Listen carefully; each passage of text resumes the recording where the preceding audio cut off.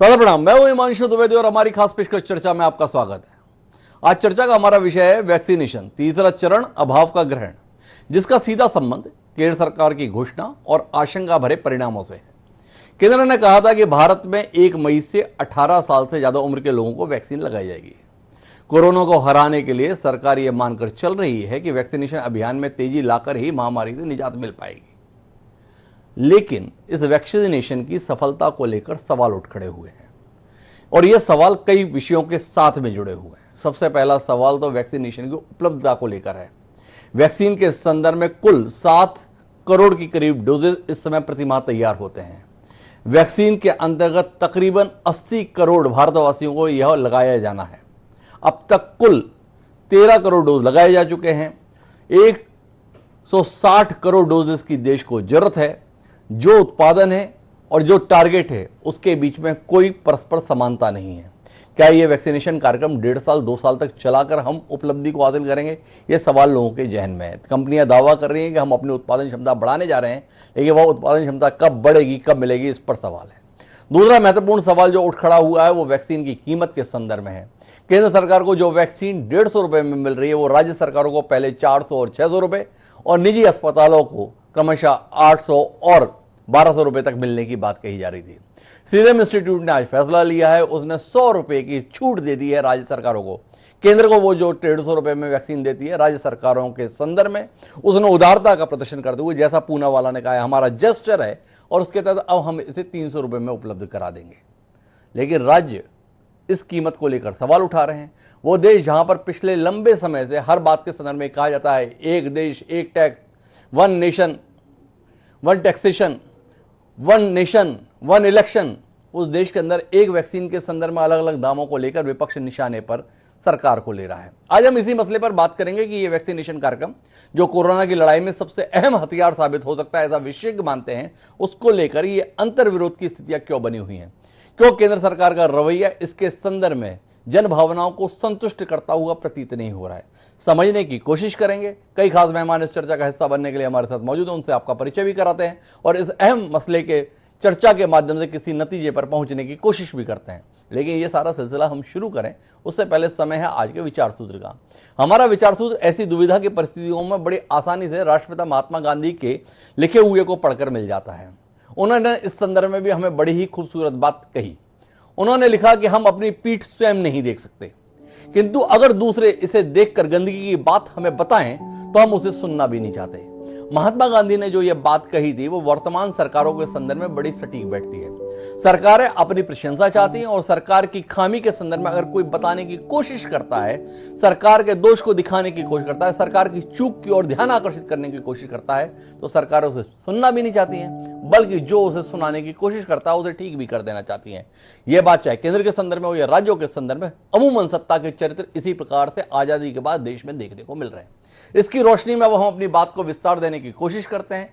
इस चर्चा का हिस्सा बनने के लिए हमारे साथ दिल्ली से अलका लांबा जी हैं, कांग्रेस का वरिष्ठ चेहरा है, वह खरी खरी बात कहने के लिए जानी जाती हैं। हमारे साथ में श्रवण गर्ग जी हैं, देश के जाने माने पत्रकार, वह हमारे साथ जुड़ चुके हैं। हमारे साथ डॉक्टर आनंद कुमार गुप्ता जी हैं, वरिष्ठ सर्जन है लखनऊ से, वो भी इस चर्चा का हिस्सा बनने के लिए मौजूद हैं। चर्चा की शुरुआत अलका जी से करते हैं। अलका जी सामाजिक विषयों पर अपनी मुखरता के लिए जानी जाती हैं, पार्टी लाइन से इतर भी बात रख देती हैं। वैक्सीनेशन के तीसरे चरण को लेकर एक आशंका का वातावरण है। गैर भाजपा शासित राज्य तो सीधे तौर पर कह रहे हैं कि 1 मई से यह चालू हो ही नहीं सकता है क्योंकि वैक्सीन उपलब्ध नहीं है। सरकार का कहना है राज्यों के पास 1 करोड़ डोज पड़े हुए हैं, आराम से लगाया जा सकता है। विरोधाभास है। एक बड़ा महत्वपूर्ण फैसला इसके अंदर का अलका जी ये भी है कि अभी जब दूसरा चरण शुरू हुआ था तो निजी अस्पतालों में 250 रुपए में वैक्सीन उपलब्ध कराने की सुविधा आम नागरिकों के लिए सरकार ने बनाई थी। 1 मई से वो व्यवस्था बंद कर दी जा रही है। अब किसी निजी अस्पताल में सरकार से उपलब्ध वैक्सीन नहीं लगेगी। इस रोशनी के बीच आपकी टिप्पणी। धन्यवाद। मैं आपसे सिर्फ यही बात करूंगी कि कांग्रेस नेता राहुल गांधी जी शुरू से ही कहते रहे कि देश की सरकार अपनी जो वैक्सीन नीति है उसे साफ करे, उसे बताए देश को कि किस तरीके से हमारा जो 130 करोड़ का भारत है, जिसे 260 करोड़ वैक्सीन चाहिए, वो कब और कैसे मिल पाएगी। लेकिन अभी आप देख रहे हैं कि हालत ये हो चुकी है कि हमारी 2 ही कंपनियां जो हमें सीरम और भारत बायोटेक दे पा रही थी, वो भी अभी नाकाफी है। डॉक्टर मनमोहन सिंह जी का सुझाव था 2 कंपनियां नाकाफी हैं, दूसरी कंपनियों को भी आप कंसीडर कीजिए जो दूसरे देशों में कामयाब हो रही हैं। हो हल्ला हुआ, लेकिन बाद में मनमोहन सिंह जी की बात मानी गई और स्पुतनिक भी रशियन कंपनी और दूसरी कंपनियों को इजाजत दी गई। हमारा ये सुझाव था कि आपकी जो नीति है साफ नहीं है, आप इंपोर्ट जो है वैक्सीन का, जो हमारे देश में कमी पड़ रही है और आप विदेशों को 7 करोड़ वैक्सीन दे रहे हैं, उसे बंद करिए। ये हमारी ही सरकार ने आज भी मांग कर रही है कि 1 नेशन 1 प्राइज होना चाहिए, लेकिन अभी तक हम उस पर लड़ रहे हैं। अभी भाजपा के एक प्रवक्ता के साथ डिबेट में थी, उन्होंने कहा मोदी जी ने, केंद्र ने राज्यों पर छोड़ दिया, वो निगोशिएशन करे। मैं आपसे पूछना चाहती हूँ, ये भावतोल निगोशिएशन का समय है कि हर राज्य खुद ही तय करे अब कैसे लगेगा? ये तो तय था कि वैक्सीन और टेस्टिंग किट पूरी तरह से केंद्र सरकार देगी और पीएम केयर फंड से देगी, जो स्पेशल कोविड के लिए बनाया गया था। अब आप जब राज्यों ने मांग की कि नहीं, आप इसमें 45 वर्ष से ऊपर नहीं, 18 साल से ऊपर वालों को भी कंसीडर कीजिए, तो गुस्से में सारा जो बोझ जो है राज्य सरकारों पे डाल दिया कि ठीक है, आपको 18 से ऊपर भी लगानी है, आप लगाइए, लेकिन ये आपकी जिम्मेदारी है, आप ही को उसका खर्चा और सब चीज जिम्मेदारी उठानी होगी।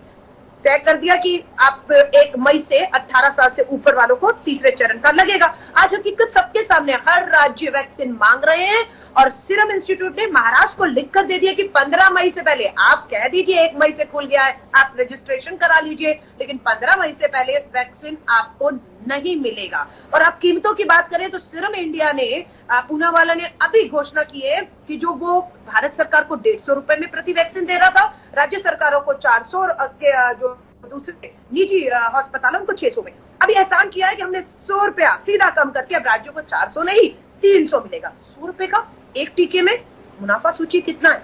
कांग्रेस के प्रवक्ता रणदीप सुरजेवाला जी ने पूरा कैलकुलेशन करके बताया है कि 150 में जब ये कंपनियां मुनाफे में थी तो 400 में और 600 में, और भारत बायोटेक 150 में राज्य केंद्र को देगी, 600 और 1200 राज्यों और अपना निजी को देगी। 1,11,000 करोड़ का मुनाफा कमाया जा रहा है।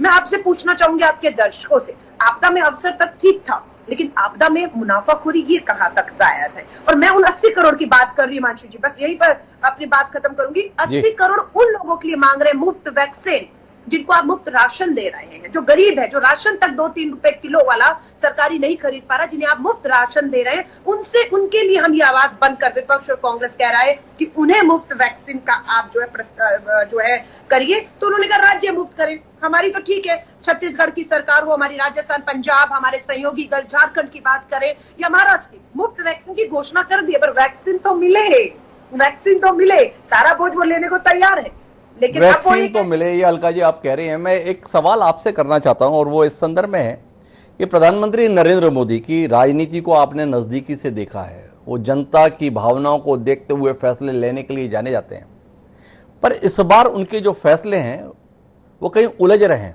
क्या आप भी वो उलझन महसूस कर रही हैं?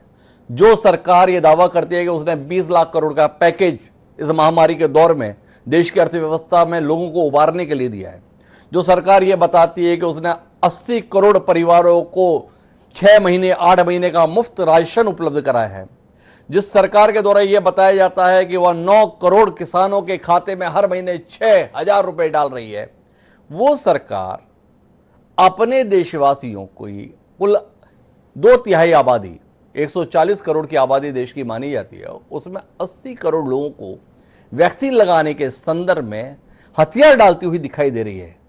नरेंद्र मोदी जी की मौजूदगी में रहते हुए ऐसा फैसला कैसे हो पा रहा है? इसको बतौर राजनेता अलका लांबा समझ पा रही है? देखिए, मैं फिर कहूंगी, वापस आ रही हूँ, कांग्रेस की नीति जो है वो सहयोग की है, सा से सहयोग, सा से सुझाव और सा से सवाल। देश हित में हम सवाल करेंगे जी। आप बताइए, हमने दबाव ना बनाया होता, हमने वैक्सीन को 1 प्राइस बंद करने के लिए नहीं कहा होता, दाम कम करने को नहीं कहा होता, तो आपको लगता है कि सीरम इंस्टीट्यूट आज 100 रुपया कम करता? और भारत बायोटेक 60 करोड़ से ऊपर पब्लिक मनी, सरकार ने उन्हें फंड किया, सरकारी कंपनी को भारत सरकार ने पब्लिक मनी से फंड किया है और उसी पब्लिक से आप वसूली कर रहे हैं। मैं सिर्फ ये कहना चाहती हूँ कि वैक्सीन को लेकर जो है अब पूरी तरह ये सरकार नाकाम फेल हो रही है। जब मैं बता रही हूँ कि अमेरिका, यूएस ने 100 करोड़ का ऑर्डर मार्च 2020 में दे दिया था, हमारे प्रधानमंत्री जी अभी कुछ महीने पहले ही हमारा जो इकोनॉमिक वर्ल्ड फोरम है उसमें बता रहे थे हमने जीत हासिल कर ली है। लोग कहते थे कि भारत में सुनामी आएगी, देखिए कुछ नहीं आई। लोग कहते थे कि 2 मिलियन लोग मारे जाएंगे, देखिए कुछ नहीं हुआ। आज वो सब हमारी आंखों के सामने, हमारी आंखों के सामने हो रहा है। मेरे साथ में नंद किशोर गुर्जर जी हैं, भारतीय जनता पार्टी का तेज तर्रार चेहरा है, गाजियाबाद से विधायक हैं। नंद किशोर जी, आपसे समझना चाहता हूं, आघाते नहीं थे आप अपनी सरकार की और अपनी केंद्र सरकार की सफलताओं के ऊपर, पर इस समय पर सरकार के फैसले पूरे देश में सवाल के घेरे में है। वन नेशन वन टैक्स की बात करने वाला देश की सरकार, वन नेशन वन इलेक्शन की बात करने वाले लोग आज एक वैक्सीन अपने देशवासियों को दे पाने में हथियार डालते हुए दिखाई दे रहे हैं। क्यों थक गए आप? नहीं, ये आपको कैसे लग रहा है कि सरकार दे नहीं पा रही है? जी, अभी शुरू होने जा रहा है 18 साल से ऊपर सबके लिए। जी, जो 45 से ऊपर था सबको वैक्सीन लगी है। मुझे लगता नहीं कि आप लोग जो बैठे किसी कोई बचा होगा। जी, जिम्मेवारी से जब कोई बात कही जाती है और जब जिम्मेवारी होती है, बोलना बहुत आसान है। जी, आप पूरा देश जानता है, जो पिछली जो कोरोना महामारी गई है उसमें वो एक महीने में 4 बार राशन बटा है। जी, और लोगों ने दिन रात जो सेवा की है सरकार ने। उत्तर प्रदेश की अगर हम बात कर दें जी, तो माननीय मुख्यमंत्री जी ने पूरे देश नहीं दुनिया के अंदर अपना एक रिकॉर्ड बनाया है कोरोना महामारी को हराने का। लेकिन इस बार की जो कंडीशन है, ये महामारी कोरोना के बजाय वायरल ज्यादा है, तो हम लोग देख रहे हैं। यहाँ मैं लौनी विधानसभा दिल्ली से सटी हुई है जी, जो ज्यादातर केस है उसमें दिल्ली के हालात तो बहुत ज्यादा खराब है, लेकिन क्योंकि दिल्ली और हमारे में कोई अंतर नहीं है उसके बावजूद बहुत कंट्रोल है। अब जो 80 करोड़ लोगों को जो राशन देने की बात हुई है वो ऐसा नहीं है, वो धरातल पे है। प्रधानमंत्री स्वनिधि योजना के तहत 10,000 रुपए बिना किसी गारंटी के रेहड़ी पटरी वाले जो हमारे। मैं माफी चाहूंगा आपको रोकने के लिए। मेरा सवाल है, 10,000 रुपए आप लोगों को बगैर गारंटी के कर्ज देने के लिए तैयार हैं, उपलब्ध भी करा रहे हैं।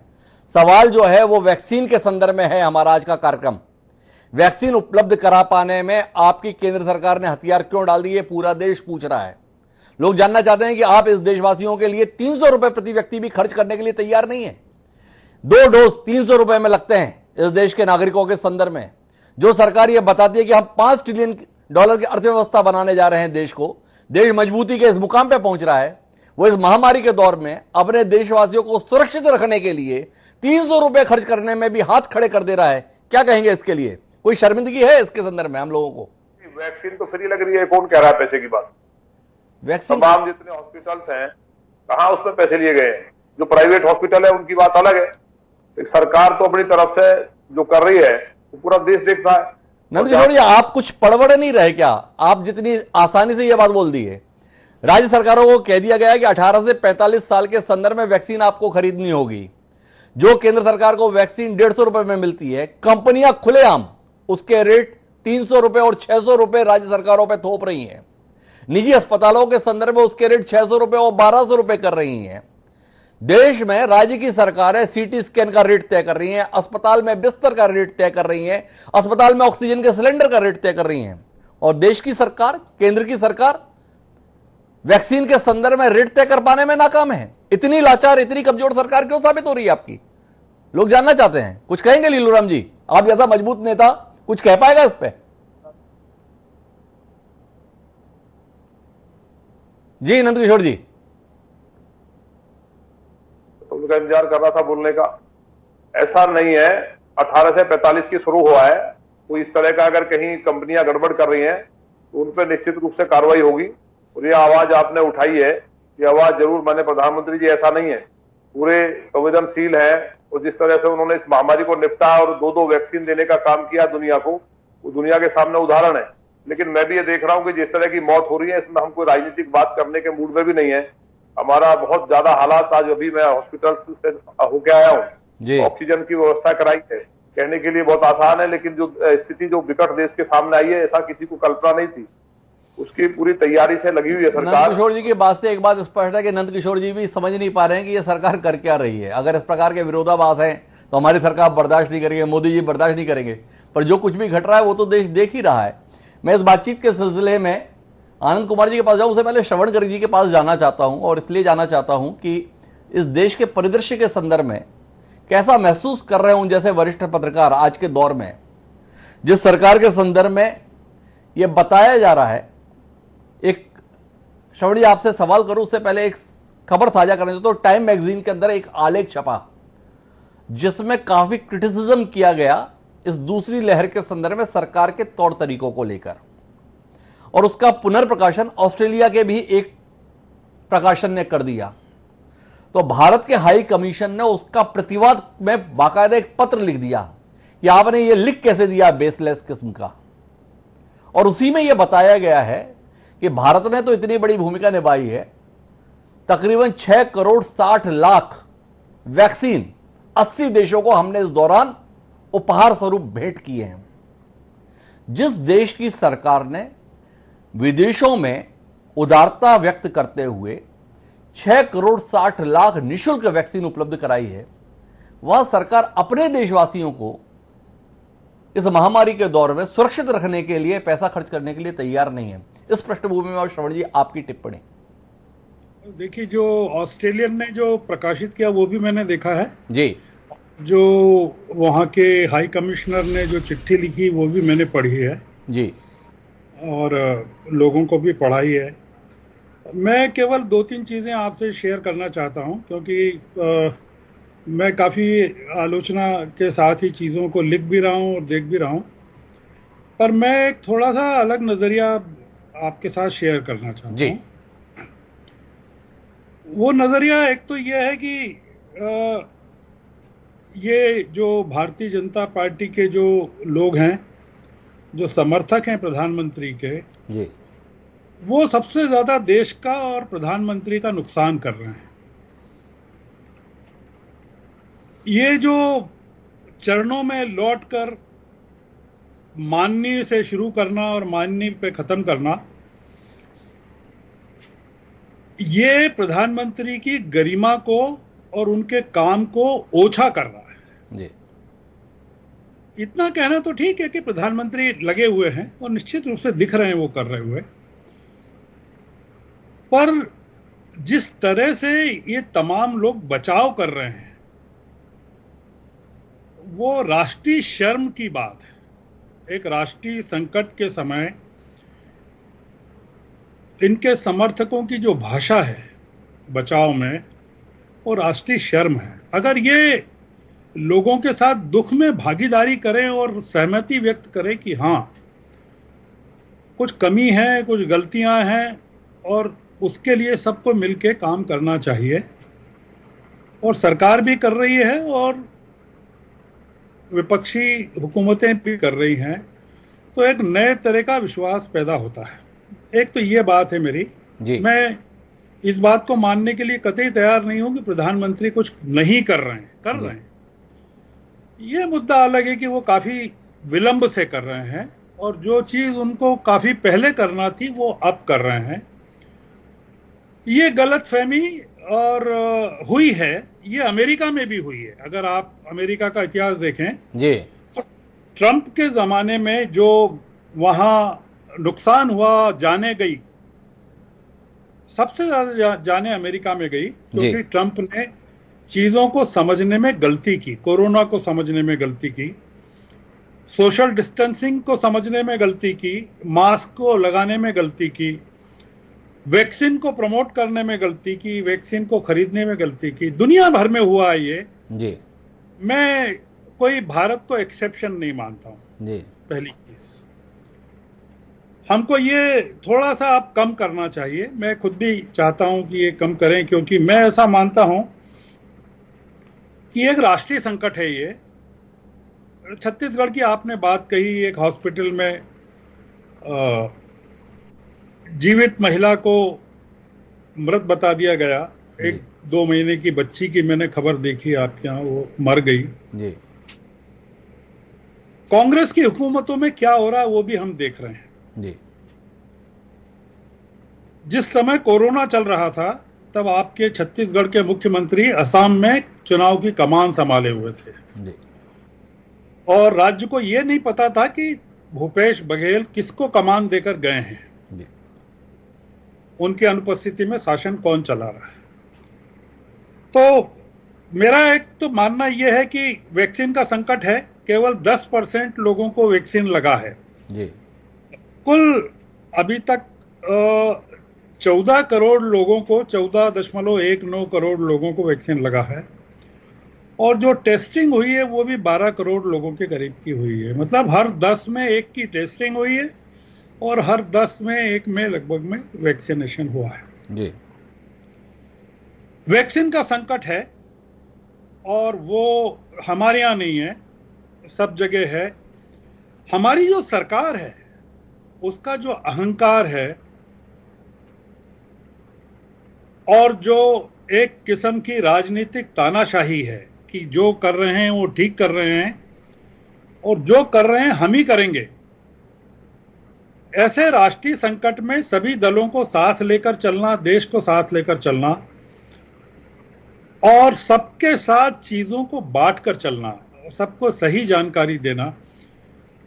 दुनिया भर में छप क्या रहा है आपको जानकारी है हिमांशु जी? जी, दुनिया भर में छप रहा है कि हम मर्द लोग 10 रहे हैं और हम 1 बता रहे हैं। जी।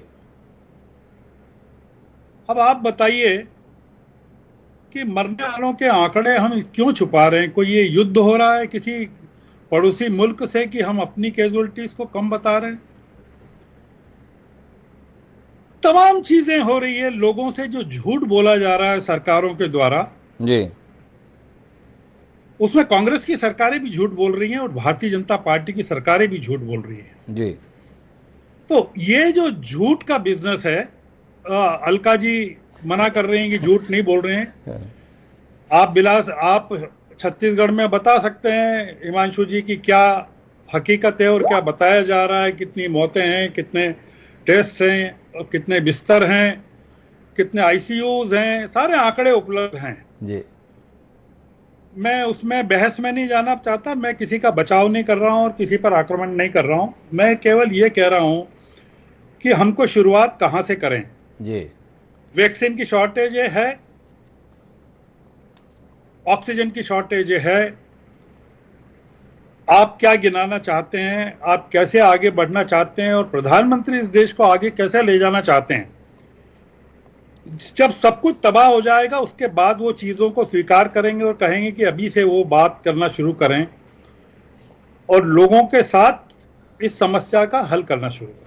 मैं शौर्य जी एक बात फिर से आपसे वो सवाल करना चाहता हूं, मैंने जो अलका जी से कहा था, नरेंद्र मोदी के संदर्भ में इस विशेषज्ञता को आप भी स्वीकारें कि उन्हें जनता के संदर्भ में नब्ज पे हाथ तो रहती है। वैक्सीन जैसे अहम मसले पर वो इस तरीके का फैसला कैसे ले पा रहे हैं? इसका कारण आप समझ पा रहे हैं क्या? 18 से 45 साल के संदर्भ में कमोबेश केंद्र सरकार ने अपनी जिम्मेदारी से पल्ला झाड़ लिया है। राशि भी कोई इतनी बड़ी नहीं है कि केंद्र सरकार इसका बोझ सहन नहीं कर सकती थी। कोरोना से लड़ाई के संदर्भ में जिस कदर बेहिसाब पैसा इस समय सरकार का खर्च हो रहा है, एक ऑक्सीजन उपलब्ध कराने के लिए पूरे देश में विमानों को उड़ाया जा रहा है, उसके मुकाबले ये वैक्सीन का खर्च शायद कुछ भी नहीं। पर फिर भी केंद्र सरकार पिछले 2 हफ्ते से इस मसले को लेकर विवाद में है और समाधान कहीं नहीं। एक सवाल। दूसरा, मैंने जिस सवाल को नंद किशोर जी से किया था वो आपसे करता हूं कि आप तय कर रहे हैं कि आरटीपीसीआर की रेट क्या होंगे, आप तय कर रहे हैं कि ऑक्सीजन का बेड अस्पताल में किस रेट पर मिलेगा, आप तय कर रहे हैं कि सीटी स्कैन किस दर पर होगा, जो अलग अलग शहरों के संदर्भ में व्यवस्था है। लेकिन आप ये तय नहीं कर पा रहे 2 कंपनियों के संदर्भ में कि वो वैक्सीन किस रेट पर उपलब्ध कराएं। उन्हें खुली छूट है कि वो अपने अनुसार तय करें। इस महामारी के दौर में दोनों पर आपका नजरिया? के अस्पतालों में, अस्पताल से निगम बोध घाट तक शव को ले जाने के लिए 15,000 रुपए मांगे जा रहे हैं जी। रेमडेसिविर इंजेक्शन जो 1,000 रुपए से कम में मिलता है वो ब्लैक में 50,000 और 60,000 रुपए में बेचा जा रहा है जी। रेमडेसिविर इंजेक्शन में पानी मिलाकर बेचा जा रहा है जी। 200 रुपए का थर्मोमीटर दवा की दुकानों पर 500 रुपए में बेचा जा रहा है। मेरा कहना है कि वैक्सीन की कीमत को राष्ट्रीय इशू क्यों बनाना चाहिए, जब हम देख रहे हैं कि अस्पतालों में मरीजों के इलाज के लिए नागरिकों को कितना पैसा खर्च करना पड़ रहा है और सारे के सारे कानून कायदे ध्वस्त हो चुके हैं। कोई बात स्वीकार करने को तैयार नहीं है। ऐसी स्थिति में हम 300 रुपए और 500 रुपए की बहस क्यों करना चाहते हैं? नागरिक जिस समय अपनी जान बचाने के लिए लगा हुआ है, राज्य सरकारें अपने तरफ से अगर नागरिकों के लिए पैसा खर्च करने की स्थिति में हैं, महाराष्ट्र ने कहा कि हम फ्री में देंगे, तो आप वो बात क्यों नहीं कह रहे हैं कि महाराष्ट्र वाले कह रहे हैं कि हम फ्री में देंगे? महाराष्ट्र की आबादी, माफ कीजिएगा, 24 राज्य हैं देश के जिन्होंने ये कह दिया कि हम फ्री में देंगे। विषय राज्य सरकारों के द्वारा फ्री में कराने का नहीं, केंद्र सरकार के इस संदर्भ में नजरिए को लेकर है। श्रवण जी, इस पर सवाल क्यों नहीं करना चाहते आप कि केंद्र सरकार को जो वैक्सीन 150 रुपए में मिलती है, बाकी लोगों को इस महामारी के दौर में उससे अलग रेट पर मिल रही है? क्या इसको लेकर आपका कोई सवाल नहीं है? आपको नहीं लगता ये कोई सवाल है? मेरा इस मामले में सवाल है जी। इस मामले में सवाल ये है कि ये सवाल अभी सवाल नहीं है जी। अभी सवाल इसलिए नहीं है कि अभी सवाल ये है कि लोगों की जान कैसे बचाना है जी। मैं अभी ये जब लड़ाई समाप्त हो जाएगी और जब लाशें गिन ली जाएंगी सारी की सारी, उसके बाद बहुत सारे सवाल पैदा होंगे। उसमें एक सवाल ये भी हो सकता है कि आपने वैक्सीन की कीमत इतनी क्यों लगाई? तो श्रवण जी अभी इस सवाल पर नहीं रहना चाहते, उनको लगता है कि इस समय दूसरे सवाल महत्वपूर्ण है। लेकिन मैं डॉक्टर आनंद कुमार जी के पास आना चाहता हूं और आनंद कुमार जी आपसे जानना चाहता हूं कि कोरोना की इस लड़ाई में वैक्सीन जैसी चीज जिसको माना जा रहा है कि बहुत बड़ा हथियार है, उसके संदर्भ में इस प्रकार की अराजकता की स्थिति बन रही है। आधे से ज्यादा राज्य जो भाजपा शासित नहीं है, उनका कहना है कि संभव ही नहीं कि 1 तारीख से 18 साल से 45 साल के लोगों के बीच में वैक्सीन हो पाए, और इसलिए नहीं हो पाई क्योंकि उसकी उपलब्धता ही नहीं है। सीरम इंस्टीट्यूट कह चुका है कि 15 मई से पहले हम किसी राज्य को वैक्सीन सीधे सप्लाई करने की स्थिति में नहीं, और भारत बायोटेक ने तो आज कहा है कि जुलाई से पहले हमारे पास स्थिति नहीं। मैं आपसे सवाल करूं उससे पहले छत्तीसगढ़ के स्वास्थ्य मंत्री का एक बयान सुनवा देता हूं और उसकी रोशनी में आपसे जानना चाहता हूं कि ऐसे में यह लड़ाई जाएगी कहां? मई से, जिसमें 18 साल से 45 साल के बीच में के नागरिकों को भी वैक्सीनेशन होना है। सच्चाई ये है कि छत्तीसगढ़ ने 50 लाख वैक्सीन के लिए ऑर्डर प्लेस किए हैं, 25 लाख भारत बायोटेक की कोवैक्सीन के लिए और 25 lakh serum institute of India के कोविशील्ड के लिए।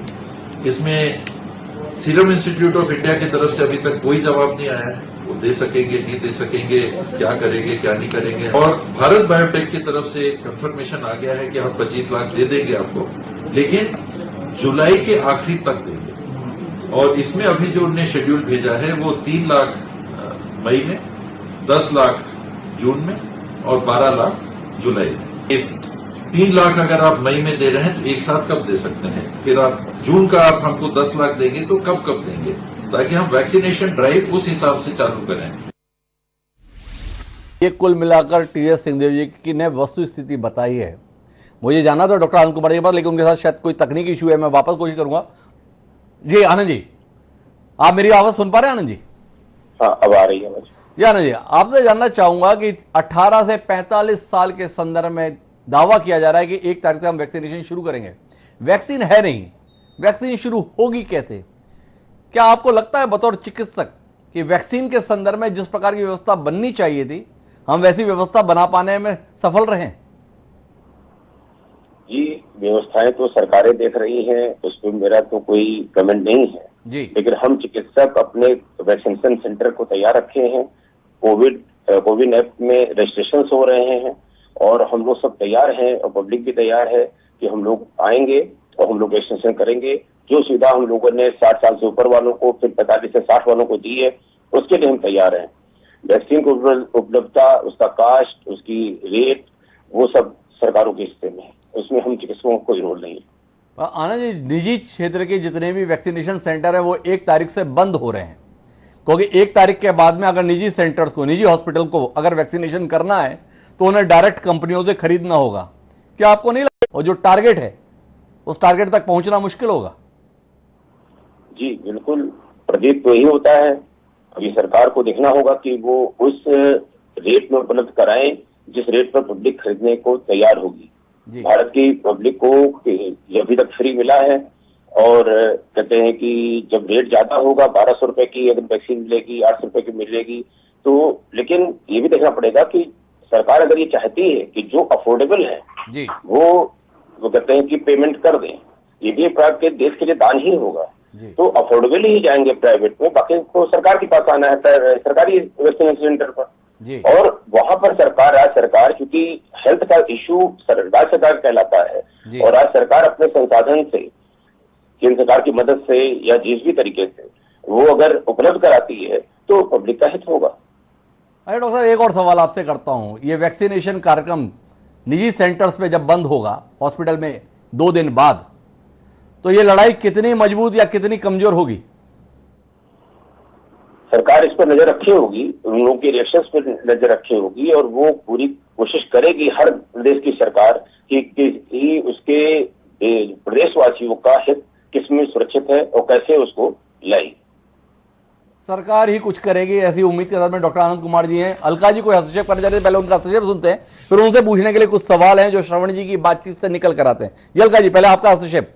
डॉक्टर हिमांशु, आपने डॉक्टर गुप्ता को सुना, बिल्कुल उन्होंने पॉजिटिव बताया, पब्लिक तैयार है वैक्सीन के लिए। ये भ्रांति है कि लोग डरे हुए, लोग लगाना नहीं चाह रहे हैं, उन्हें गुमराह किया, नहीं, लोग समझ चुके हैं वैक्सीन कितना जरूरी है, वो लगाना चाहते हैं, रजिस्ट्रेशन करा रहे हैं। वैक्सीन नहीं है आपके पास, आप समझ रहे हैं, सबसे बड़ी बात। और दूसरी बात है, ये पहला भारत अकेला ऐसा देश है पूरे विश्व में, श्रवण जी इसको कहेंगे ठीक है गलत है, भारत अकेला ऐसा है जिसने उत्पादकों के ऊपर कीमतें छोड़ दी है। कोई भी देश दूसरा ऐसा नहीं है जिसने उत्पादकों के ऊपर कीमतें छोड़ी हो, ये अकेला ऐसा भारत है। कीमत कितनी है? 150 रुपया एक वैक्सीन की केंद्र को मिलेगी, 2 डोज लगवानी है 300 रुपए। और सबसे ज्यादा कीमत कितनी है? भारत बायोटेक की निजी में जाएंगे तो आपको जो है 2400 रुपए, माफी चाहूंगी 2400 रुपए 2 डोज के देने होंगे। तो कहा 300, कहा 2400। और आपने कहा कि अभी जो है टाइम्स मैगजीन में आया, उसका ऑस्ट्रेलिया की अखबार ने कवर किया, न्यूयॉर्क टाइम ने कवर किया, तो हमारे उच्चायुक्त जाग गए और उनको बोला हमने आपको देखिए 6 करोड़ जो है 6 करोड़ 60 लाख वैक्सीन दी है। आपने वैक्सीन दी है ना या घूस दी है? आप कहते हैं कि हमने वैक्सीन दी है, इसलिए जो भारत की सच्चाइयां है वो अंतरराष्ट्रीय मीडिया भारत के मीडिया की तरह दिखाना बंद कर दे, मात्र सरकार की वाहवाही करे। श्रवण जी ने कहा समर्थक, मोदी जी के जो समर्थक है वो बहुत गलत कर रहे हैं, उन्हें सही तस्वीर नहीं दिखा रहे। मैं सही कह रही हूँ, समर्थक अच्छा होता है, ये अंधभक्ति है, ये समर्थक नहीं है, ये अंधभक्ति है, जो सच्चाई देखना नहीं चाहते, वाहवाही कर रहे हैं। और फिर आपने कहा 36 राज्य हैं जिसमें से 24 ने घोषणा की है कि वो मुफ्त देंगे, 12 राज्य, उनका क्या होगा? उनके लोगों का क्या कसूर है? अगर उन राज्यों की सरकारें इस आर्थिक बोझ को इस समय नहीं उठा पा रही तो उन 12 राज्यों के लिए हम बोले या हम चुप रहे, ये मैं आपसे पूछना चाहती हूँ। और श्रवण जी ने कहा देश के प्रधानमंत्री जी को बड़ा दिक्कत, सबको साथ लेकर इस समय चलने की जो है जरूरत है। कांग्रेस की अध्यक्षा लिख चुकी है, सर्वदलीय बैठक बुलाइए प्रधानमंत्री जी। देश के अंदर कम से कम नहीं तो 2000 तो राजनीतिक दल ही है, आप 200 नहीं तो 50 को जो बड़े दल है जो सत्ता में भी है, उन्हें बुलाकर एक बैठक तो कीजिए। हालात क्या है, सच्चाई क्या है, क्यों नहीं आप बताकर हमसे सहयोग लेना चाहते? पर ये भी बात नहीं है कि लोग बैठे हुए हैं। सोनिया गांधी जी ने 1 करोड़ 17 लाख रायबरेली के एम्स को दिया और आज वहां पर कोविड का बेड लगकर जो अस्पताल दे रहा है। तो अपने सीमित संसाधनों में हम लोग कर रहे हैं, पर सरकार को ये सोचना होगा कि ये जो है आपको पहल देश के प्रधानमंत्री जी को करनी है और राज्यों पर मत छोड़िए ये काला बाजारी। और यूपी के, मैं कहूंगी यूपी के मुख्यमंत्री ने कहा है ऑक्सीजन की कमी और अगर आप बिस्तर की कमी, दवाइयों की कमी की बात करेंगे तो एनएसए लगा देंगे, एनएसए लगा देंगे और आपकी संपत्ति जब्त की जाएगी। फिर पूछा जाता है कितनों की संपत्ति जब्त हुई, किस पे एनएसए लगाया? अच्छा, आप नहीं लगाएंगे, यानी कि आपने सिर्फ डराने के लिए कि ऑक्सीजन की कमी और हकीकत बताने की कोशिश की। बेहतर होता, मैं सुझाव देना चाहती हूँ भाजपा के प्रवक्ता को, सुझाव दीजिए अपने मुख्यमंत्री को उत्तर प्रदेश कि ऑक्सीजन मांगने वालों पर एनएसए नहीं लगना चाहिए, दवाइयां मांगने वालों को की संपत्ति जब्त नहीं होनी चाहिए, संपत्ति उनकी जब्त होनी चाहिए, एनएसए उन पे लगना चाहिए जो ऑक्सीजन और काला बाजारी कर रहे हैं, जिसपे इलाहाबाद हाईकोर्ट ने आज फटकार लगा के आईना दिखाने का काम दिल्ली हाईकोर्ट और मद्रास हाईकोर्ट की तरह किया है। कई सारी बातें अलका जी ने कही, पर अलका जी आपसे एक नीतिगत विषय पर राय पूछना चाहता हूं। इस देश में इस समय वैक्सीनेशन का उत्पादन केवल 8 करोड़ डोजेस का है। ऐसे में सरकार का यह फैसला कि 18 साल से ऊपर सभी लोग वैक्सीन लगवाएं, इस फैसले को क्या कहेंगे? यह व्यवहारिक फैसला है या केवल और केवल ताली बजवाने का फैसला है? आपके पास वैक्सीन है नहीं, 45 साल से ऊपर वालों को वैक्सीन उपलब्ध नहीं करा पा रहे, आधे से ज्यादा वैक्सीन के सेंटर प्रदेशों में बंद पड़े हुए हैं क्योंकि वैक्सीन उपलब्ध नहीं हो रही। छत्तीसगढ़ के संदर्भ में बात कर रहे थे श्रवण जी, छत्तीसगढ़ में निजी अस्पतालों में पिछले एक हफ्ते से एक डोज वैक्सीन का उपलब्ध नहीं कराया जा सका क्योंकि वैक्सीन उपलब्ध नहीं है। ऐसे हालात के बीच में आपने खुला छोड़ दिया है और तकरीबन 55 करोड़ लोगों को और खोल दिया है कि जाइए और वैक्सीन लगवाइए। लगवाएंगे क्या? मंशु जी, उम्मीद करती हूँ मेरे बाद आप भाजपा के विधायक प्रवक्ता के पास जाएंगे और मुझे उम्मीद है कि वो जो सारी सच्चाई आपने, श्रवण जी ने, हमारे डॉक्टर साहब ने रखी है, उसे स्वीकार करेंगे, बड़ा दिल करके स्वीकार करेंगे कि बहुत ऊँट के मुंह में जीरा, ये आप बता रहे हैं ना, वैक्सीन ऊँट के मुंह में जीरा साबित हो रहा है। प्रधानमंत्री जी ने कहा आपदा में अवसर मनाइए और टीका उत्सव मनाइए। बिना टीके के इस देश में टीका उत्सव भी होकर चला गया। क्यों? क्योंकि साल बर्बाद किया। कहां बर्बाद किया? आज भी राहुल गांधी जी ने ट्वीट किया है, देश की सरकार की प्राथमिकताएं क्या होनी चाहिए। एक तरफ कनाडा के प्रधानमंत्री ने 10 million US dollar PM care fund में दिया और वही हमारी अपनी मोदी सरकार, भाजपा की सरकार, हमारा जो संसद भवन बन रहा है, 2 नए सचिवालय बन रहे हैं, उस पे 130 मिलियन यूएस डॉलर खर्च कर रही है। चुनाव इनकी प्राथमिकता है। पंचायत चुनाव यूपी में चल रहा है और आपको पता है वहां पर 135 शिक्षा और शिक्षा मित्र जो पंचायत चुनाव की ड्यूटी पे थे, उन्होंने दम तोड़ दिया है। चुनाव रद्द नहीं होगा, दम तोड़ दीजिए। बस मैं ये कहूंगी प्राथमिकताएं तय तय होनी चाहिए। अलका जी का कहना है। मैं नंद किशोर जी के पास भी चलता हूँ। नंद किशोर जी, जो सवाल अलका जी से था वो सवाल आपसे है। वैक्सीन है नहीं, आप दायरा बढ़ाते जा रहे हैं, क्या साबित करना चाह रहे हैं देश के बीच में? देखिए, उनके सवाल 2-3 सवाल है। पहला सवाल था कि माननीय मुख्यमंत्री जी ने एक आदेश दिया है कि रासुका लगा दो जी। इन्होंने सही से सुना नहीं उस बात को। रासुका उन पे लगाने के लिए कहा गया है जो कालाबाजारी कर रहे हैं जी। जो जिससे रेमडेसिविर का जो ब्लैक मेलिंग चल रहा है, आप ही ने बताया कि 30,000 का बिका है जी, उस पे उन्होंने रासुका की बात कही है। मेडिसिन मांगने वालों पे कहीं रासुका लग सकती है क्या? तो बिना वजह की बात करना मैं समझता हूँ ठीक नहीं है जी। दूसरी बात, जहाँ पीएम केयर फंड में देने की बात है, तो हमारे भी ज्यादातर सांसद और विधायकों ने पहले भी डोनेट किया, आप भी कर रहे हैं। भारतीय जनता पार्टी के कार्यकर्ता आज भी सड़कों पर लगातार हैं, जो मास्क बांट रहे हैं, सैनिटाइज करा रहे हैं पूरे में। एक भी किसी दल का कार्यकर्ता नहीं है, लोगों को रसोई चला रहे हैं, लगातार जो काम हो सकता है कर रहे हैं। ये बात सही है वैक्सीन की, कि वैक्सीन एक साथ उपलब्ध नहीं है, लेकिन पिछला जो अभी टर्म गया है, जो 45 से ऊपर का था, उसमें लगातार सबको फ्री वैक्सीन लगी है। और इसमें अगर कहीं कोई ऐसी बात है तो मुझे लगता है कि इसमें निश्चित तौर पर सुधार होगा। मैं पार्टी का प्रवक्ता नहीं हूं, मैं पार्टी का विधायक हूं, तो इसलिए जो बातें हैं वो हम लोग बात करके अगली पे डिबेट होगी, उसमें बात को करेंगे। नंदकिशोर जी, आप भी तो महसूस कर रहे होंगे कि वैक्सीन की उपलब्धता का संकट है। 45 साल से ऊपर के लोग जिन्हें टारगेट किया था, उनको वैक्सीन लग नहीं पाया और आपने दायरा और बढ़ा दिया। क्या माना जाए इसको? नहीं, उसमें कौन बचा है? हमारे यहाँ तो कोई बचा नहीं है, सबको लगा है, फ्री लगा है लगातार लोगों को अवेयर भी किया गया है कि सभी वैक्सीन लगवाएं। उसमें कुछ लोग जो डरे हुए थे। आपने जब ये कहा है कि सबको लग गया 45 साल से ऊपर के संदर्भ में, तो थोड़ा जानकारी साझा करेंगे कि उत्तर प्रदेश में अब तक कुल कितने लोगों को वैक्सीनेट कर दिया गया है? मेरे को जानकारी नहीं है पूरा कितने का, कोई आंकड़ा सही, बिना वजह की झूठ बोलने से कोई फायदा नहीं है। अरे आपने इतना बड़ा बयान दे दिया, सबको लग गया है। तकरीबन 23 करोड़ की आबादी है उत्तर प्रदेश की। देश के आंकड़े के हिसाब से अगर देखा जाए तो कम से कम 7 करोड़ 8 करोड़ लोग तो होंगे जो 45 साल से ऊपर इस प्रदेश में रहते हैं। क्या उन 8 करोड़ लोगों को वैक्सीनेशन लग चुका है? नंदकिशोर जी, ये आपसे सवाल है, क्योंकि इस देश में अब तक कुल 13 करोड़ लोगों को वैक्सीनेट किया गया है। अगर कोई छूटे हैं, नहीं लगवाया है, मैं उनके लिए वैसे कमिटमेंट कर दूं। मुझे झूठ बोलने की आदत नहीं है। झूठ बोलने की आदत नहीं है, ये कहना है नंदकिशोर गुर्जर जी का, लेकिन उस सवाल का उत्तर नहीं मिला। अलका जी कुछ कहना चाह रही है? अलका जी की एक बार बात सुनते हैं, फिर श्रवण जी के पास चलते हैं। जी अलका जी। नंदकिशोर जी ने बड़ी आसानी से कह दिया मैं विधायक को प्रवक्ता नहीं हूं। तो टीवी पे तो प्रवक्ता ही आते हैं ना, तो आप अपनी पार्टी का पक्ष रख रहे हैं तो प्रवक्ता तो आप है ही है।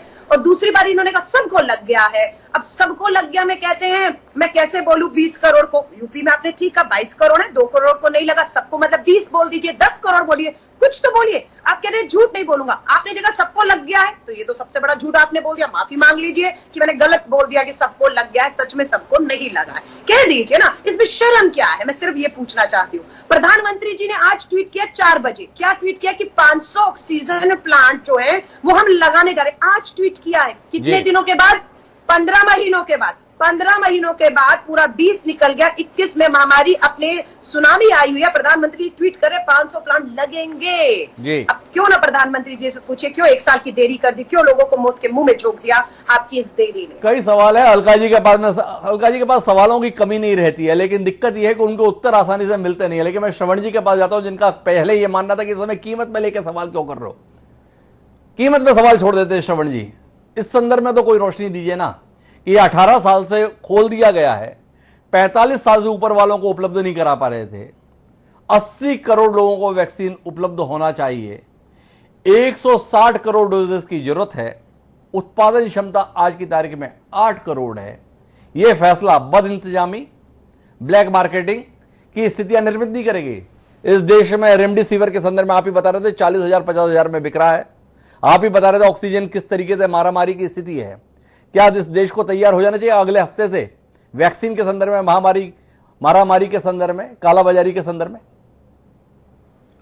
हिमांशु जी, पहला तो ये कि उत्तर प्रदेश की आबादी तो सबको पता है, विधायक महोदय को भी पता है कि 25 करोड़ की आबादी है जी। वहाँ अभी तक 72 लाख लोगों को लगा है कुल वैक्सीन, और 12-13 लाख ऐसे हैं जिनको 2 डोजेस लगे हैं, मतलब 1 करोड़ लोगों को भी नहीं लगा है। ये स्थिति है वहाँ, मतलब 25 लोगों में 1 को भी वैक्सीन पूरा नहीं लगा है उत्तर प्रदेश में। विधायक महोदय कह रहे हैं तो उनके इलाके में शायद लग गया हो, तो मैं कहना नहीं चाहता क्या स्थिति है, पर जो आधिकारिक आंकड़े जो सरकार के हैं उत्तर प्रदेश के, वो मैंने आपको बताया जी। ये जो है देश को एक तरह के मेडिकल युद्ध में धकेलने की तैयारी है जी। 1 तारीख से जो इन्होंने खोला है जी। मैं इसको गृह युद्ध नहीं कह रहा हूं, मेडिकल युद्ध कह रहा हूं जी। आप प्राइवेट क्लिनिक्स को बंद कर रहे हैं, कह रहे हैं कि आपको सीधे खरीदना है कंपनियों से, प्रोडक्शन सेंटर से, प्रोडक्शन वालों से। प्रोडक्शन कंपनियों के पास 2 ही हैं, उनके पास सप्लाई करने को नहीं है, उनकी प्राथमिकता पहले स्टेट है, सेंटर है। आपको पता होगा कि आज जो वेबसाइट है वो क्रैश कर गई है जी, कोविड की। लोग रजिस्ट्रेशन नहीं करवा पा रहे हैं। 1 तारीख से जब ये जो 18 साल से ऊपर के जो लड़के हैं, बच्चे हैं, जो अपनी जान को लेकर चिंतित हैं, ये जब जाएंगे हॉस्पिटल्स में, तो क्या स्थिति होगी? क्या प्रधानमंत्री जी ने या भारतीय जनता पार्टी ने या ये जो कह रहे हैं गुर्जर साहब, इनके कार्यकर्ता सड़कों पर हैं और हॉस्पिटल में हैं, ये क्या करेंगे?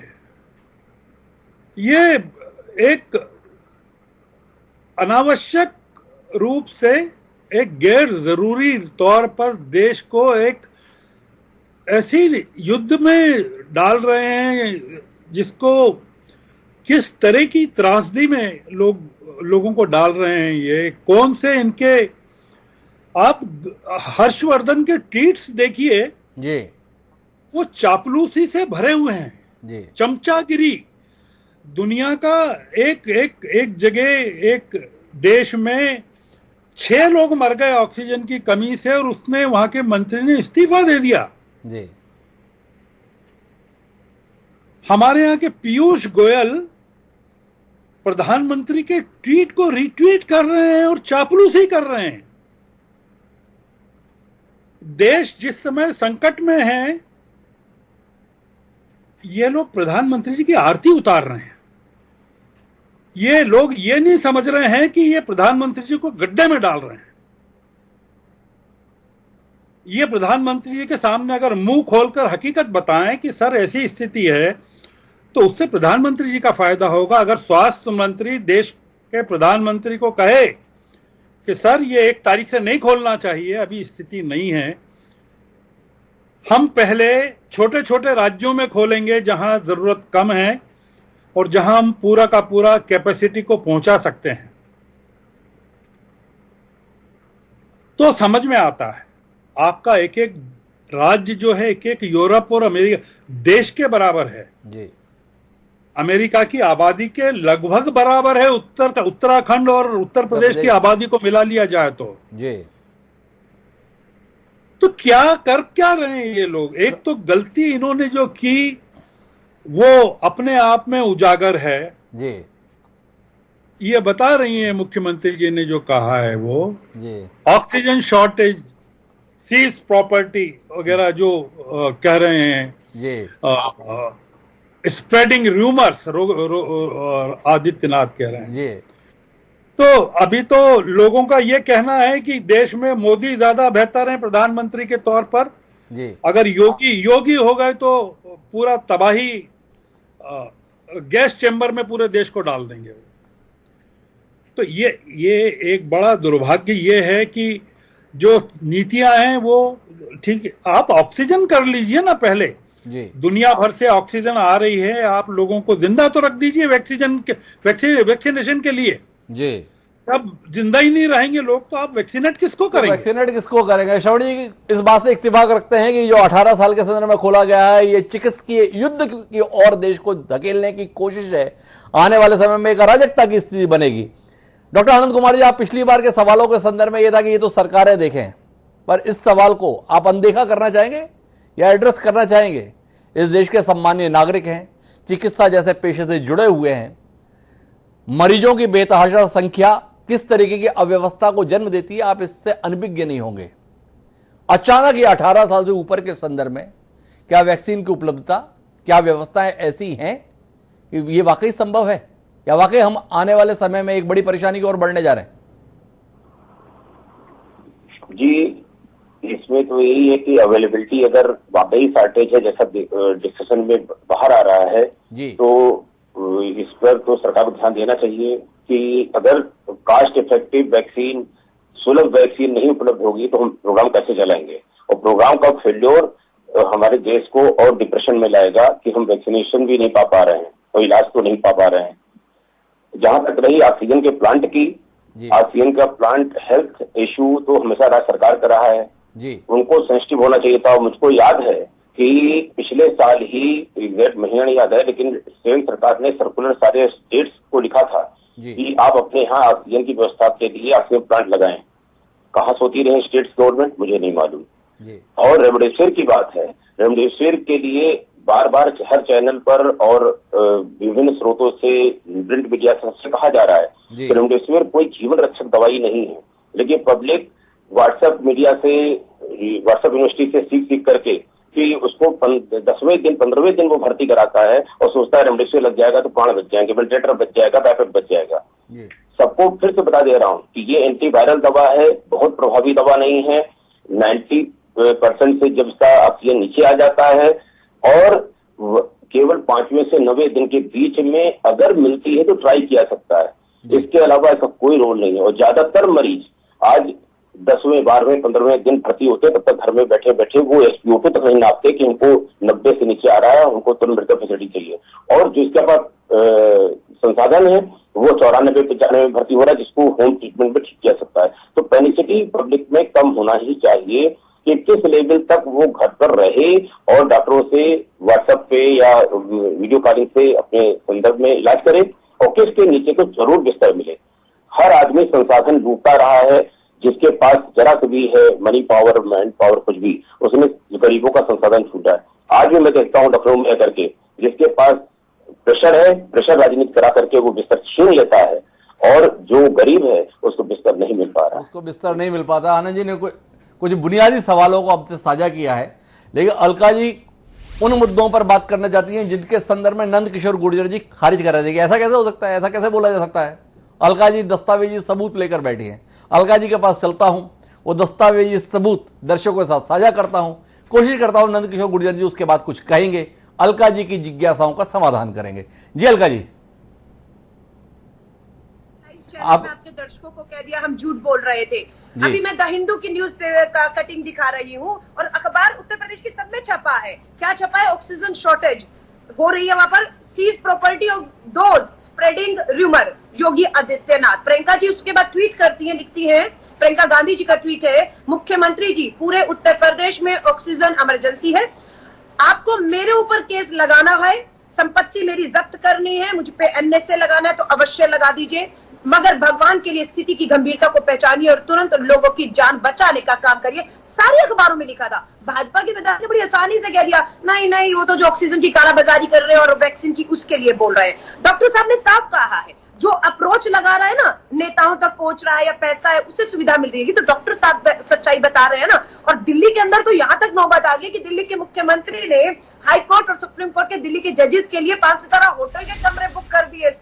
और जब बदनामी हुई हाई कोर्ट के जजेस की, तो हाई कोर्ट के जजेस को पहल करनी पड़ी और दिल्ली सरकार को नोटिस भेजकर पूछा कि कब और किस जज ने आपसे 5 सितारा होटल में कमरे मांगे थे, और पल्ला झाड़ दिया। बोला नहीं नहीं हमारे नीचे के अधिकारी ने कह दिया हमें तो पता नहीं। तो आज मनीष सिसोदिया ने उस ऑर्डर को वापस ले दिया, जबकि हमारी तो ये मांग थी कि वो 100 बेड तो है ना और एक एक बेड कीमती है, तो आपको वो रद्द नहीं करना ऑर्डर, आपको वो गरीबों के लिए, दिल्ली के आम आदमी के लिए वो खास इंतजाम जो आपने किए थे उसे खोल देना चाहिए। और आज बात आप कर रहे हैं दिल्ली की सरकार, ठीक कहा डॉक्टर साहब ने, राज्य सरकारों की भी जिम्मेदारी थी। दिल्ली में 1 साल में अरविंद केजरीवाल जी ने एक प्लांट नहीं लगाया, 8 लगने थे।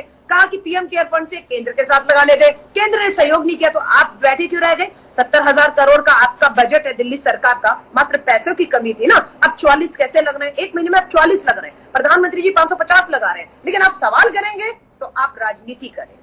अगर आप सवाल कर रहे हैं, आज मद्रास हाईकोर्ट कहें, आपका पूरा दिल्ली हाईकोर्ट, इलाहाबाद हाईकोर्ट वही सवाल कर रहा है जो कांग्रेस, राहुल गांधी जी, प्रियंका गांधी जी हम कर रहे हैं, और कहा जाता था राजनीति कर रहे हैं। आज क्या अदालतें भी राजनीति कर रही है? मैं पूछना चाहती हूँ। अदालतें भी राजनीति कर रही है? अलका जी का ये सवाल है। पर नंद किशोर जी, आपको उन्होंने बाकायदा दस्तावेजी सबूत दिखाया है जिसमें कहा गया है कि अगर ऑक्सीजन की कमी के संदर्भ में आपने खबर फैलाई तो कार्रवाई होगी।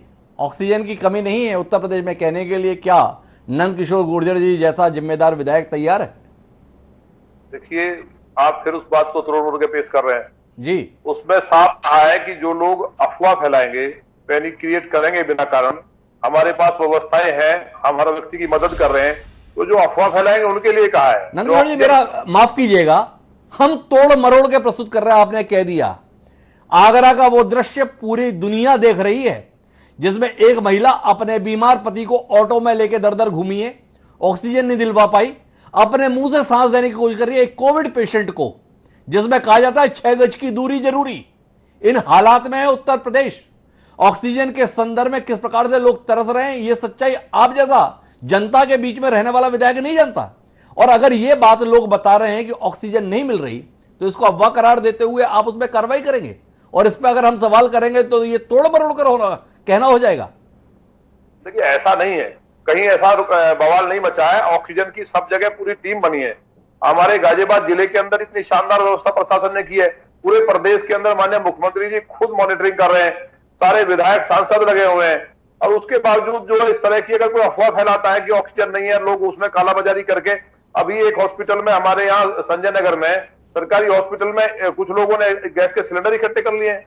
तो ये सब चीजें रोकने के लिए क्या नहीं करना चाहिए? सरकार की जो जिम्मेवारी है। तो नंद किशोर जी मेरा ये सवाल है, अगर ऑक्सीजन की व्यवस्था इतनी सब बढ़िया है तो ये प्रधानमंत्री जी रोज इतनी बैठकी क्यों कर रहे हैं? ये वायुसेना के विमान भागे भागे क्यों फिरते हुए आसमान में दिखाई दे रहे हैं? ये टैंकरों को जो है विमान में लाद लाद के भेजने की जरूरत क्यों आ रही है? क्यों बोकारो से लेकर गुजरात तक, गुजरात से लेकर इंदौर तक ये टैंकर भागते हुए दिखाई दे रहे हैं? अगर क्राइसिस नहीं है, क्यों आप बोकारो से लखनऊ तक जो है ऑक्सीजन की रेलें चलवा रहे हैं? क्राइसिस है तभी तो ना। सरकार व्यवस्था कर रही है तो भी गलत है। हम लोग व्यवस्था कर रहे हैं ना। पूरे देश को यह आभास था क्या किसी को, दुनिया को, किस तरह के हालात बनेंगे? उसके बावजूद हम अगर ट्रेन से और प्लेन से। नंद किशोर जी, दिक्कत इस बात की है पूरी दुनिया को आभास था, केवल आपकी सरकार को आभास नहीं था। पूरी दुनिया चिल्ला चिल्ला कर बता रही थी कि सेकंड वेव आएगी, पहली वेव से भी खतरनाक आएगी और ज्यादा खतरनाक तरीके से लोगों के जनजीवन को प्रभावित करेगी। लेकिन आपकी ये खुशफहमी कि आपने कोरोना को जीत लिया, पूरी दुनिया में एक मुकाम हासिल कर लिया, इसी ने इस खतरनाक स्थिति को जिम्मेदार बनाया है। क्या इस बात से इंकार करेंगे श्रवण जी कि हम सेकंड वेव को समय रहते समझ पाने में नाकाम रहे, या नंद किशोर जी के इस बात से इत्तेफाक रखते हैं कि किसी को अनुमान ही नहीं था, अब व्यवस्था कर तो रहे, क्यों परेशान हो रहे हो? नहीं, ये समझने में नाकाम रहने की बात नहीं है। ये जानबूझ करके देश को एक आग में झोंकने की बात है। और जिस समय जल रहा था तब भी प्रधानमंत्री और उनके गृह मंत्री बंगाल में लगे हुए थे, और 3 साल से बंगाल की तैयारियां चल रही थी चुनाव जीतने के लिए। और देश में लोग मर रहे हैं इसके बारे में बिल्कुल कोई ध्यान नहीं था। मैं दो चीजें कहना चाहता हूं। एक तो अलका जी ने कहा दिल्ली की तबाही के लिए केजरीवाल सरकार के बारे में कहा। कांग्रेस की ही एक प्रवक्ता रागिनी नायक ने कहा दिल्ली में मची तबाही के लिए जितने बड़े दोषी केजरीवाल हैं उतने ही मोदी भी हैं। कांग्रेस के दो प्रवक्ताओं का दिल्ली की हालत के बारे में ये अलग अलग बयान है, वो मना कर रही हैं। मैं एक अलग मुद्दे पे आता हूं। मैं गाजियाबाद के आंकड़े भी दे दूंगा जी जी श्रवण जी, क्या स्थिति है उत्तर प्रदेश में, और गाजियाबाद के आंकड़े भी दे दूंगा मैं जी। गुर्जर जी ने, ये हमारे जो वरिष्ठ सर्जन है लखनऊ के, उन्होंने एक बात कही, व्हाट्सएप यूनिवर्सिटी का उल्लेख किया। ये कहा कि ऑक्सीजन के बारे में राज्यों को पहल करना चाहिए थी। उत्तर प्रदेश में इनकी ही कम्युनिटी के डॉक्टर काफिल हुआ करते हैं जी, गोरखपुर के जी। और गोरखपुर जो कि मुख्यमंत्री जी का गृह नगर है, वहां के एक हॉस्पिटल में डेथ हुई थी ऑक्सीजन की कमी के कारण जी। और डॉक्टर काफिल ने अपने तरीकों से ऑक्सीजन लाकर मरीजों की जान भी बचाई थी। उसका पुरस्कार उत्तर प्रदेश सरकार ने उनको जेल में डालकर किया और उत्तर प्रदेश हाई कोर्ट के द्वारा रिहा कर दिए जाने के बाद सुप्रीम कोर्ट में गई सरकार, और अभी भी उत्तर प्रदेश की सरकार ऑक्सीजन की ज्यादा चिंता नहीं कर रही, डॉक्टर काफिल को फिर से जेल में कैसे पहुंचाया जाए इसके बारे में चिंतित है। उत्तर प्रदेश की सरकार ऑक्सीजन को लेकर कितनी चिंतित है, ये वहां मणिकर्णिका घाट पर जो लाशों की भीड़ लगी हुई है और उत्तर प्रदेश में जिस तरह से सड़कों पर लाशें बिछी हुई हैं, उससे पता चल सकता है। मैंने आपसे पहले भी कहा था, फिर निवेदन कर रहा हूं, प्रधानमंत्री की दिक्कत क्या है कि जो हमारे माननीय विधायक हैं, जो बेचारे बहुत ही गुड फेथ में लगे हुए हैं, सेवा भाव में, पीयूष गोयल हैं, हर्षवर्धन हैं, ये तमाम लोग प्रधानमंत्री का नुकसान करने में जुटे हुए हैं। तो श्रवण जी, इस निष्कर्ष पर है कि कुल मिलाकर प्रधानमंत्री के साथ जुड़ी हुई जो टीम है वो वास्तविकताओं से उन्हें परिचित नहीं करा पा रही है, जिसके चलते जमीनी जानकारी से कहीं ना कहीं वो कट रहे हैं। लेकिन महत्वपूर्ण बात यह है कि कोरोना की इस महामारी के दौर में जिस तरीके की तत्परता, जिस प्रकार के फैसलों की अपेक्षा देश को है, कहीं ना कहीं उसमें कुछ ना कुछ कमी तो है, इससे इंकार नहीं किया जा सकता। 18 तारीख से ऊपर की उम्र के लोगों को जल्द से जल्द वैक्सीन लगे, ये कौन नहीं चाहता, लेकिन केवल फैसला लेने से तो वैक्सीन नहीं लग जाएगी ना। जब वैक्सीन होगी तभी तो लगेगी। और जो राज्य इन पर सवाल उठा रहे हैं, उन राज्यों के संदर्भ में उनकी समझ पर सवाल उठा दिया जाए, इसे कैसे जायज माना जा सकता है। वैक्सीन के रेट को लेकर अभी बात ना की जाए, श्रवण जी की इस बात को मान भी लिया जाए, पर इस प्रश्न को तो अनदेखा नहीं करेंगे ना कि ये वैक्सीन राज्यों को उपलब्ध जल्द से जल्द कैसे आप कराने जा रहे हैं, इसके संदर्भ में मौन है। यह मौन टूटना चाहिए और 1 मई को जब वैक्सीनेशन कार्यक्रम शुरू हो तो हर राज्य ये कहने की स्थिति में हो कि हाँ, हमारे पास इतनी वैक्सीन है कि हम अपने राज्य के निवासियों को ये लगा सकेंगे। इसका इंतजार आपको भी और हमको भी। आज सभी मेहमानों को बहुत बहुत धन्यवाद इस चर्चा का हिस्सा बनने के लिए। समय है अब आज के शेर का। वर्तमान निराशा को व्यक्त करते हुए दुष्यंत कुमार के 2 कमाल के शेर हमें मिले। किसी को अखरना नहीं चाहिए, सच को तो सच कहना ही चाहिए। हमारा शेर कहता है कि कैसी मशालें लेके चले तीरगी में आप, तीरगी मतलब अंधेरा, कि कैसी मशालें लेके चले तीरगी में आप, जो रोशनी थी वो भी सलामत नहीं रही। हमको पता नहीं था, हमें अब पता चला, इस मुल्क में हमारी हुकूमत नहीं रही। जनता का दर्द है, जिस जनता ने मुग्ध होकर ये महसूस किया कि आपके नेतृत्व में हम सुरक्षित हैं, वो कहीं ना कहीं इस समय खलबलाहट में उसकी। एक और बड़ी खबर क्यों रुक करेंगे, आपको बता दें, ये बड़ी खबर इस बीच आ रही है। कोरोना ब्रेकिंग, दिल्ली में थम नहीं रहा कोरोना का कहर और दिल्ली की स्थिति बेहद यहां पर गंभीर इसलिए क्योंकि 24 घंटे में 25,986 नए केस सामने आए हैं। इसी की बात, इसी का जिक्र हम कर रहे हैं। लगातार 7वें दिन 300 से ज्यादा मौतें हुई हैं और ये आंकड़े जिस तेजी के साथ बढ़ रहे हैं, 368 कोरोना संक्रमित मरीजों की मौत अब तक हो चुकी है। तो दिल्ली में नए केसेस बढ़ रहे हैं। 10,53,000 का आंकड़ा जो कुल है वो पार करा हुआ है। स्पर्श शर्मा संवाददाता लगातार हमारे साथ बने हुए हैं। स्पर्श, इसी का जिक्र हम अभी कर रहे थे। दिल्ली में जिस तरीके की स्थिति बनी हुई है वो काफी ज्यादा डरावनी इसलिए है क्योंकि नए केस 24 घंटे के अंदर अंदर नए केस जो हैं उसमें कहीं से कमी नहीं आ रही है। देखिए, बिल्कुल कोरोना के मामले दिल्ली में लगातार बढ़ते हुए जा रहे हैं। जिस तरीके से लॉकडाउन का असर कोरोना के मामलों पर देखने को मिलना चाहिए था, उस तरीके का असर जो है देखने को नहीं मिल रहा है। और इसके पीछे मुख्य वजह यह है कि जो वीवीआईपी इलाके हैं वहां पर तो जो कोरोना का नियमों का पालन है वो कहीं ना कहीं जो है देखने को मिल रहा है। जो अन्य इलाकों की बात करें, जो पिछड़े इलाके या फिर जो आउटर दिल्ली के जो कोने इलाके हैं, वहां पर जो लोग हैं अभी भी उसी तरीके से जो अपनी गतिविधियां हैं वो कहीं ना कहीं जो है करते नजर आ रहे हैं। इसी कारण जो दिल्ली में कोरोना का ग्राफ है वो लगातार जो है बढ़ता हुआ नजर आ रहा है। कल दिल्ली की बात करें तो कल दिल्ली में रात को 12:30 बजे के आसपास जो है दिल्ली का जो मेडिकल बुलेटिन है वो जारी किया गया था। इसी से आप अंदाजा लगाइए, अमूमन जो मेडिकल बुलेटिन था वो जो है रात को 10-10:30 बजे के आसपास जो है जारी किया जाता था। तो दिल्ली में अब लगातार मामले बढ़े हैं। सरकार भी चिंता में है कि आखिरकार जब लॉकडाउन लगा रखा है उसके बावजूद वो क्यों नहीं जो मामले हैं उसमें देखने को मिल रहा है। लगातार दिल्ली में जो डेथ की रेशो है वो जो है 350 के ऊपर बनी हुई है।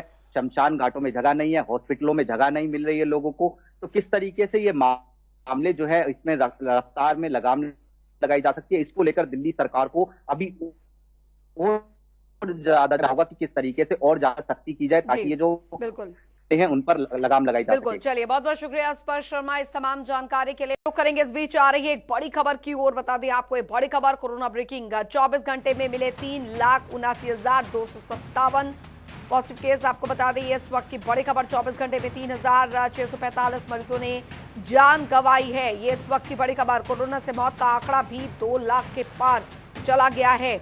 ये बड़ी खबर आपको यहाँ पर बता रहे हैं। 2,04,832 मौत का कुल आंकड़ा अब तक बना हुआ है। तो 1,83,73,524 कोरोना के कुल केसेस और 24 घंटे में मिले 3,79,257 नए केस। प्रदेश भर में कोरोना का आतंक आप किस तरीके से देख रहे हैं वो हम आपको बता रहे हैं। जो आंकड़ों के जरिए बताया जा रहा है कि अभी तक स्थिति जो है कुल मिलाकर क्या स्थिति बनी हुई है।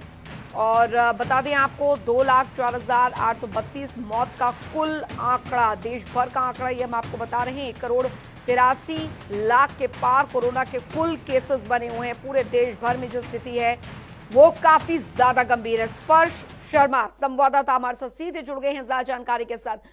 स्पर्श, फिलहाल स्थिति यहां पर कहीं से भी ठीक होती नजर आ रही है क्या? देखिए, आंकड़े तो वो बयान नहीं कर रहे हैं कि भारत में जो स्थिति है कोरोना को लेकर सुधरती हुई नजर आ रही है। देश में प्रतिदिन रिकॉर्ड मामले जो है निकलकर सामने आ रहे हैं। पिछले 24 घंटे की भी बात करें तो 3,89,000 से 79,000 से ऊपर जो मामले हैं वो आज जो है भारत में निकलकर सामने है। और जो मौत का आंकड़ा है वो भी जो है चौंकाने वाला कहीं ना कहीं जो है देखने को मिल रहा है। 3600 से ज्यादा जो मौतें हैं वो निकलकर जो है सामने आ रही है। अब कुल मौत का जो आंकड़ा है वो 2 लाख के पार जो है भारत में पहुंच गया है। लगातार भारत की बात करें, प्रतिदिन जो है रिकॉर्ड मामले निकलकर सामने आए थे। 2 दिन पहले जरूर एक बार लगा था कि कोरोना का जो ग्राफ है वो थोड़ा कम होता हुआ नजर आया, लेकिन उसके बाद एक बार फिर से जो रिकॉर्ड तोड़ मामले हैं वो भारत में निकलकर जो है सामने आते हुए नजर आ रहे हैं। लेकिन एक बात जो अच्छी दर्शकों के लिए जानने लायक है वो ये कि भारत में जो वैक्सीनेशन की प्रक्रिया है वो आज जो है काफी तेजी से चलती हुई नजर आ रही है। 15 करोड़ का आंकड़ा जो है वो भारत में वैक्सीनेशन को लेकर जो है अब जो है टच कर चुका है। ऐसे में कल जो वैक्सीनेशन 18 वर्ष से ऊपर वालों के लिए भी जो है शुरू हो चुका है। तमाम लोग जो है वैक्सीनेशन की प्रक्रिया में भाग लेंगे। तो ये जो लगातार आंकड़े रिकॉर्ड तोड़ भारत में निकलकर सामने आ रहे हैं उन पर जो है कहीं ना कहीं लगाम लगाई जा सकती है। जाहिर तौर पर स्पर्श और राजधानी दिल्ली का हाल भी आपसे जानना चाहेंगे यहाँ पर, क्योंकि स्थिति यहाँ पर दिल्ली में ये है कि लॉकडाउन पूरे तरीके से लगा हुआ है। हालांकि जो जरूरी सेवाएं हैं वो जारी है, ट्रांसपोर्टेशन अभी फिलहाल चल रहा है।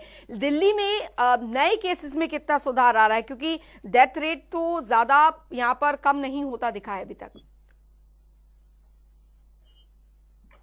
देखिए जिस तरीके का हाल देश का है वही हाल जो है दिल्ली का भी देखने को मिल रहा है। दिल्ली में लगातार जो पॉजिटिविटी रेट है वो 30% के ऊपर जो है बनी हुई है। कल भी अगर बात करें तो 31-32% के आसपास जो पॉजिटिविटी रेट कल कर सामने आई। कल दिल्ली में अगर टेस्टिंग की बात करें तो 80,000 से ज्यादा जो टेस्ट हैं कल दिल्ली में जो है देखने को मिले, जिसमें से 25,000 के आसपास जो आंकड़ा है कोरोना के पॉजिटिव केसों का वो निकलकर सामने आया है। और आज जो डरावनी बात है, जो चिंताजनक बात है, वो कहीं ना कहीं जो मौत का आंकड़ा है वो निकलकर सामने आ रहा है। 308 के आसपास जो मौतें हैं दिल्ली में वो आज जो है देखने को मिल रही है। चिंताजनक बात है वो आज जो देखने को मिले, क्योंकि जिस तरीके से कोरोना का ग्राफ दिल्ली में बढ़ता जा रहा है उस हिसाब से जो स्वास्थ्य सेवाएं हैं वो दिल्ली में देखने को नहीं मिल रही है। इसी कारण जो लगातार कैजुअलिटी है कोरोना के कारण वो हम देख रहे हैं। दिल्ली में पिछले दिनों ऑक्सीजन को लेकर काफी जो कमी है वो देखने को मिल रही थी। ऑक्सीजन को लेकर हालात सुधरे हैं, लेकिन अभी भी जो हॉस्पिटलों में बेड की व्यवस्था होनी चाहिए ताकि ज्यादा से ज्यादा लोगों को चिकित्सा सेवा जो है मिल सके, वो जो है देखने को नहीं मिल रही है। हालांकि दिल्ली सरकार इसको लेकर तैयारियां कर रही है। दिल्ली सरकार का कहना है कि आने वाले 10 दिनों में जो है हम 1000 के आसपास जो बेड हैं वो जो है और तैयार करते हुए नजर आएंगे। ऑक्सीजन को लेकर टैंकर जो है विदेशों से मंगाए जा रहे हैं, लेकिन लॉकडाउन जिस तरीके से लगाया गया है, लॉकडाउन को भी 1 हफ्ते से ज्यादा हो गया है, लेकिन उसके बावजूद जो ग्राफ है कोरोना का वो दिल्ली में अभी भी बढ़ता हुआ ही देखने को मिल रहा है। बिल्कुल बिल्कुल, स्पर्श शर्मा बने रहिए आप हमारे साथ।